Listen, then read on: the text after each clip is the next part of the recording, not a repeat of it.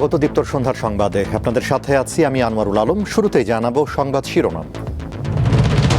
স্বাস্থ্যসেবায় আস্থা ফিরিয়ে আনতে চিকিৎসকদের আন্তরিকভাবে কাজ করার আহ্বান প্রধানমন্ত্রীর। জাপানের দক্ষিণাঞ্চলীয় দ্বীপপুঞ্জে আঘাত এনেছে শক্তিশালী টাইফুন বাভি, 3 দেশের সতর্কতা।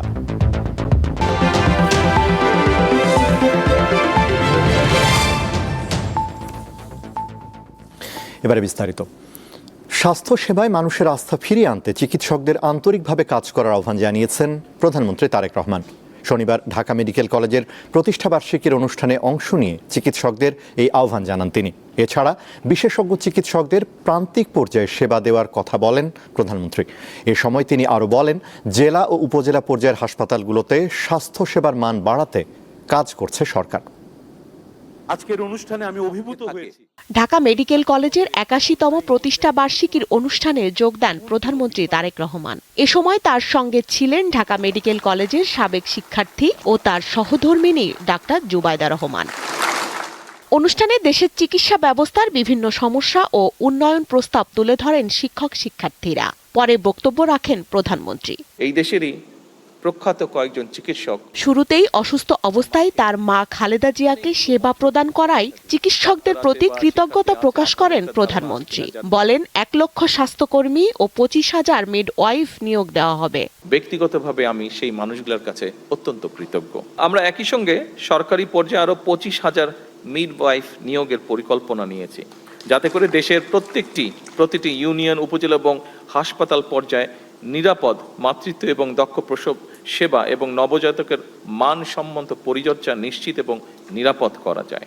প্রধানমন্ত্রী বলেন, চিকিৎসায় গবেষণা বাড়াতে বিভিন্ন উদ্যোগ নেওয়া হচ্ছে। ৫১ বেডের যে হসপিটাল উপজেলা পর্যায়ে, এই ৫১-র ৩১ শয্যা কিন্তু করেছিলেন শহীদ রাষ্ট্রপতি জিয়াউর রহমান।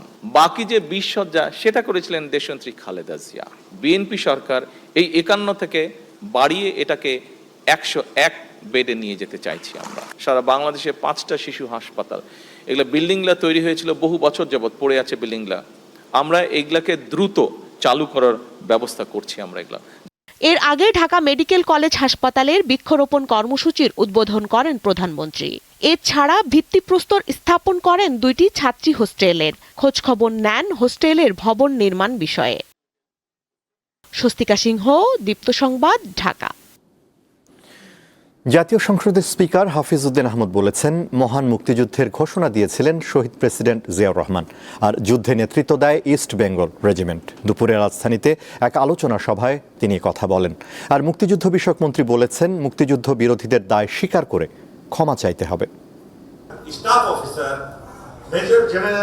অবসরপ্রাপ্ত সেনা কর্মকর্তাদের সংগঠন রাওয়া ক্লাবে শনিবার সকালে ইস্ট বেঙ্গল রেজিমেন্টের ইতিহাস, ঐতিহ্য এবং বাংলাদেশের অভ্যুদয় শীর্ষক অনুষ্ঠানের আয়োজন করা হয়।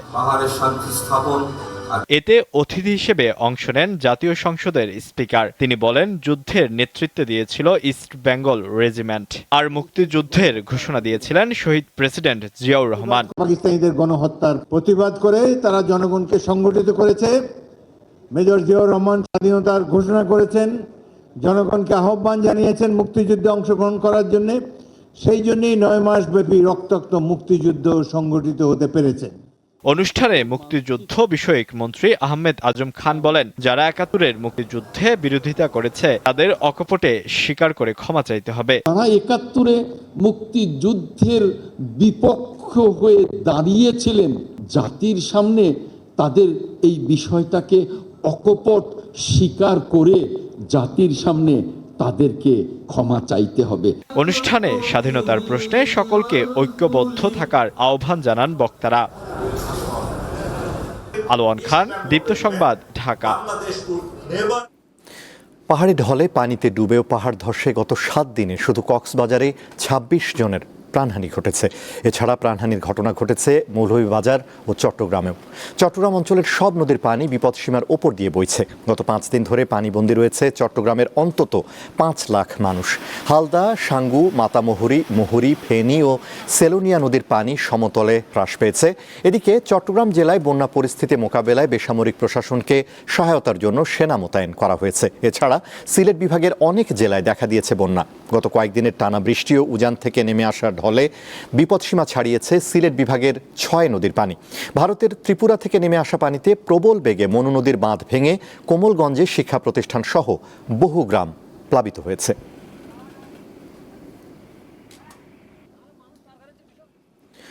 দেশের উত্তরাঞ্চলে বৃষ্টি বাড়ার পূর্বাভাস দিয়েছে আবহাওয়া অধিদপ্তর। শনিবার রাজধানীর আবহাওয়া অফিসে সংবাদ সম্মেলনে এ কথা জানানো হয়। সংস্থাটি বলছে, আগামী 2-3 দিন রংপুর, ময়মনসিংহ ও রাজশাহী বিভাগে ভারী বর্ষণের সম্ভাবনা রয়েছে। এদিকে গত 24 ঘন্টায় 106 মিলিমিটার সর্বোচ্চ বৃষ্টি হয়েছে চট্টগ্রামের আমবাগানে। ধাপে ধাপে বৃষ্টি কমে যাচ্ছে। পাহাড়ি এলাকায় ভূমিধসের সতর্কতা অব্যাহত থাকার কথা জানিয়েছে আবহাওয়া অফিস। এছাড়া ঢাকাসহ দক্ষিণাঞ্চলে ভারী বৃষ্টিপাতের সম্ভাবনা নেই, তবে সমুদ্র বন্দরগুলোর জন্য আজও 3 নম্বর সংকেত দেখাতে বলা হয়েছে। এদিকে দেশের বিভিন্ন অঞ্চলে টানা বৃষ্টি ও উজানের ঢলের প্রভাবে আগামী 24 থেকে 48 ঘন্টায় কয়েকটি জেলায় স্বল্পমেয়াদী বন্যা পরিস্থিতির সৃষ্টি হতে পারে বলে সতর্ক করেছে বন্যা পূর্বাভাস ও সতর্কীকরণ কেন্দ্র। এছাড়া কয়েকটি জেলার বিদ্যমান বন্যা পরিস্থিতির উন্নতি হতে পারে।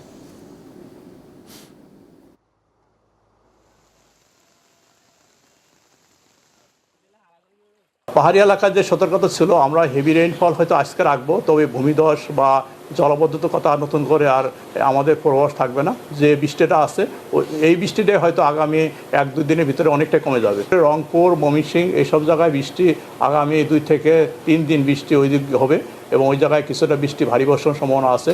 তবে যে জিনিসটা এখানে দেখা যাচ্ছে, যে বৃষ্টির কারণে সবচেয়ে আমার নদীতে পানি বাড়ে, বিশেষ করে আসাম, মেঘালয়, ত্রিপুরা এইসব জায়গাতে যে বৃষ্টিটা হওয়ার কথা, কিন্তু ওই সব জায়গাতে ওই রকম অতি ভারী বর্ষণ নেই। যে বৃষ্টিটা হবে এটা বিশেষ করে আমাদের অভ্যন্তরের এলাকায়, বিশেষ করে রংপুর, ময়মনসিংহ এইসব জায়গাতে। লালমনিরহাটের পাটগ্রাম সীমান্তে 3 নারী এবং জয়পুরহাট সদর উপজেলার পশ্চিম রামকৃষ্ণপুর সীমান্তে 2 নারী সহ 3 জনকে বাংলাদেশে পুষিনের চেষ্টা করেছে ভারতীয় সীমান্তরক্ষী বাহিনী বিএসএফ। ভোরে পাটগ্রামে বিএসএফ ক্যাম্পের সদস্যরা কাঁটাতারের গেট দিয়ে ওই 3 নারীকে বাংলাদেশে পুষিনের সময় বিজিবি ও এলাকাবাসী প্রতিরোধ গড়ে তুললে সেই চেষ্টা ব্যর্থ হয়। বর্তমানে ওই 3 নারী ভারতের সীমান্ত থেকে প্রায় 150 গজ ভেতরে অবস্থান করছেন। অন্যদিকে ভোর 4টার দিকে জয়পুরহাট সদর উপজেলার পশ্চিম রামকৃষ্ণপুর এলাকা দিয়ে একজন বৃদ্ধ ও 2 নারীকে বাংলাদেশে পাঠানোর চেষ্টা করে বিএসএফ। খবর পেয়ে বিজিবি সদস্যরা ঘটনাস্থলে পৌঁছে তাদের নিজেদের হেফাজতে নেয়। তারাও সীমান্তের শূন্য রেখায় অবস্থান করছেন। কাশিমপুর হাই সিকিউরিটি কেন্দ্রীয় কারাগার থেকে পালিয়ে যাওয়া হত্যা মামলার মৃত্যুদণ্ডপ্রাপ্ত আসামি আব্দুল্লাহ শিকদারকে গ্রেফতার করেছে র্যাব। সকালে র্যাব 4 ব্যাটালিয়ন সদর দপ্তরে এ তথ্য জানান অতিরিক্ত পুলিশ সুপার KN রায় নিয়তি। বলেন, গোয়েন্দা তথ্য ও প্রযুক্তির সহায়তায় শুক্রবার বিকেলে রাজধানীর দারুস-সালাম এলাকায় অভিযান চালিয়ে আব্দুল্লাহ শিকদারকে গ্রেফতার করা হয়। তিনি গোপালগঞ্জের একটি হত্যা মামলায় মৃত্যুদণ্ডপ্রাপ্ত আসামি এবং 2023 সালের ডিসেম্বর থেকে কাশিমপুর হাই সিকিউরিটি কেন্দ্রীয় কারাগারে বন্দী ছিলেন। 2024 সালের 6 আগস্ট কারাগারে সহিংসতা ও অগ্নিসংযোগের পর অন্য বন্দীদের সঙ্গে কারাগার থেকে পালিয়ে যান তিনি। 2021 সালে হত্যা মামলায় আদালত তাকে মৃত্যুদণ্ড দেয়। গ্রেপ্তারকৃত আসামি মোহাম্মদ আব্দুল্লাহ শিকদার গোপালগঞ্জের একটি হত্যা মামলায় মৃত্যুদণ্ডপ্রাপ্ত হয়ে গত 23 ডিসেম্বর 2023 থেকে কাশিমপুর কারাগারে বন্দী অবস্থায় ছিল। সে পরবর্তীতে 6 আগস্ট পলায়ন করে। যে বাকি যে পলাতক আসামিদের তাদেরকে নিয়ে আমরা কাজ করতেছি, আমরা তাদেরকে আইনের আওতায় নিয়ে আসতে সক্ষম হব। সুবিধা বঞ্চিত প্রান্তিক মানুষের ক্ষুধা নিবারণের পাশাপাশি তারা যাতে সঠিক পুষ্টি উপাদান পায় তা নিশ্চিত করতে সকলকে এগিয়ে আসার আহ্বান জানিয়েছেন বিশিষ্টজনেরা। সকালে ঢাকা রিপোর্টার্স ইউনিটিতে এক গোলটেবিল আলোচনায় বক্তারা এসব কথা বলেন। এ সময় তারা বলেন, পুষ্টির ক্ষেত্রে বিভিন্ন বয়স ও জেন্ডার বিষয়ে সচেতন থাকতে হবে। বয়স ও জেন্ডার অনুযায়ী পুষ্টির চাহিদা ভিন্ন হয়। আয়োজকরা বলেন, বিদ্যানন্দ ফাউন্ডেশন এই প্রকল্পে 600 উপকারভোগীর খাদ্যের পুষ্টিমান উন্নয়নের জন্য কাজ করলেও বর্তমানে তারা বছরে 20 লাখ মানুষের মধ্যে যে রান্না করা খাবার বিতরণ করে সেখানেও তারা এই পুষ্টিকর মান অনুসরণ করে। এ সময় প্রান্তিক জনগোষ্ঠীর পুষ্টির মান উন্নয়নে সরকারি ও বেসরকারি সমন্বিত উদ্যোগের উপর বিশেষ গুরুত্ব আরোপ করেন আলোচকরা। আন্তর্জাতিক প্রসঙ্গ, জাপানের দক্ষিণাঞ্চলীয় সাকিশিমা দ্বীপপুঞ্জে ভারী বর্ষণ প্রচণ্ড বেগে আঘাত এনেছে শক্তিশালী টাইফুন বাভি। ঝড়টি তাইওয়ানের দিকে অগ্রসর হওয়ার সময় সংশ্লিষ্ট কর্তৃপক্ষ বন্যা ও ভূমিধসের বিষয়ে কঠোর সতর্কবার্তা জারি করেছে। ওকিনাওয়া প্রিফেকচারের অংশ ইশুগাকি দ্বীপে ঝড়ের তাণ্ডবে রাস্তায় ধ্বংসাবশেষ উঠতে দেখা গেছে। ঝোড়ো হাওয়া ও বৃষ্টির মধ্যে হাতে গোনা কয়েকটি গাড়ি ছাড়া রাস্তাঘাট ছিল জনশূন্য। শক্তিশালী এই ঝড়ের প্রভাবে সমুদ্র উত্তাল হয়ে উঠেছে, যার কেন্দ্রের কাছে বাতাসের সর্বোচ্চ গতিবেগ ছিল ঘন্টায় 144 কিলোমিটার। কর্তৃপক্ষ ঝোড়ো হাওয়ার গতিবেগ ঘন্টায় 198 কিলোমিটার পর্যন্ত হতে পারে বলে সতর্ক করেছে। ভেনেজুয়েলায় গত মাসে আঘাত হানা জোড়া শক্তিশালী ভূমিকম্পে নিহতের সংখ্যা 4000 ছাড়িয়েছে।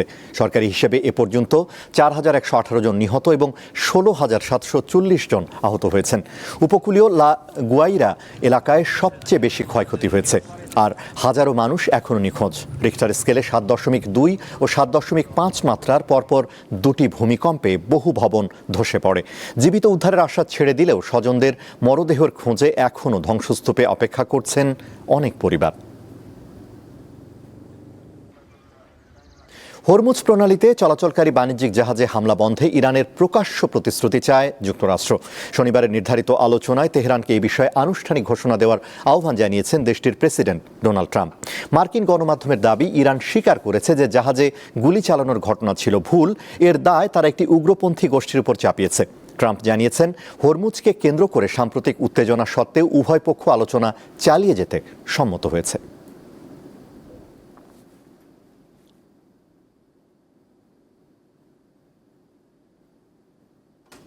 শেষ করব দীপ্তর সন্ধ্যার সংবাদ, তার আগে সংবাদ শিরোনামগুলো জানাবো আরও একবার।